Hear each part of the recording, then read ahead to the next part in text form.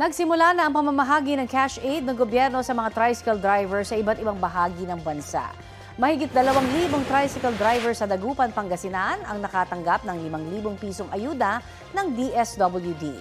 Nagkaroon din po sila ng pagkakataon na makabili roon ng 20 pisong kada kilo ng bigas. Namigay na rin ng 5,000 piso sa mga tricycle driver dyan sa San Carlos, Pangasinan. 17,000 tricycle driver naman ang nakatanggap sa Cabanatuan, Nueva Ecija. May pamamahagi rin po sa iba pang bahagi ng Hilagang Luzon kasama ang La Union at Ilocos provinces. Sa Visayas, na ipamahagi na rin ang cash aid sa halos 600 tricycle driver sa Cebu City. Plano ng ilan sa kanila, ipambili ito ng isang sakong bigas at ang natitira ay para sa pagpapakarga ng gasolina. May ilan namang nasa listahan sa Lapu-Lapu, Cebu ang inalis matapos mapag-alamang double entry.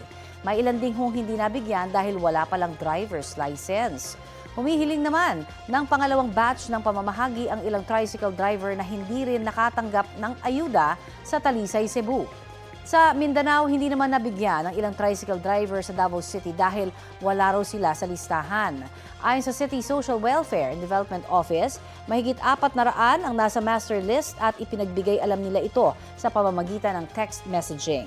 Pero ang ilan daw sa nakatanggap sa text ay wala rin sa master list. Paliwanag ng DSWD Region 11, nakadepende lang ang kanilang listahan sa ibinigay ng lokal na pamahalaan.